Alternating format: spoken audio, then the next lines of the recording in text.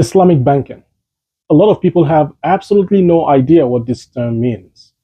Some people hear Islamic and they're immediately turned off.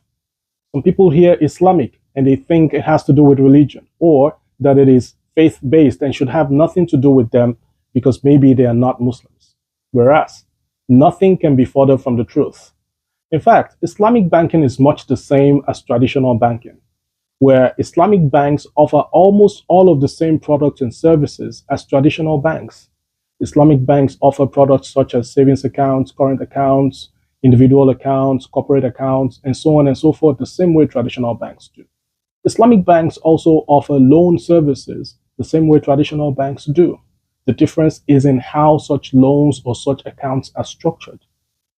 One major difference between Islamic banking system and traditional banking system is that while all banks are expected to adhere to the laws governing the place or area where the business is located, Islamic banks have the additional responsibility of following Islamic laws and principles. One of such principles is the principle of fairness and equity in business transactions and the laws of contracts. This principle of fairness and equity ensures that everyone involved in a business contract is fairly compensated where they share equally and equitably in the risks and benefits from the business transaction. This ensures that everyone is well represented and that the interest and rights of everyone is well protected in that business transaction.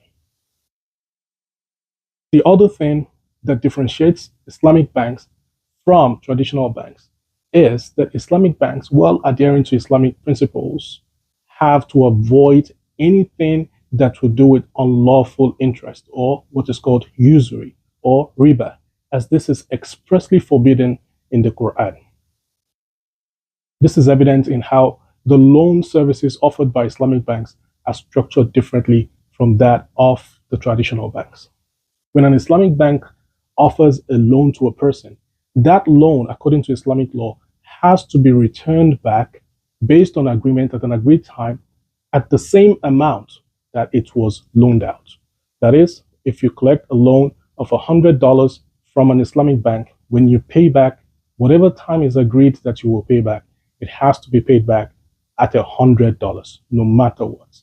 The bank is not allowed to increase that amount by a bit.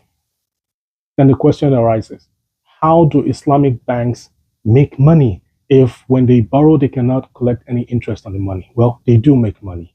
They make money through lawful interest. Remember, we just called one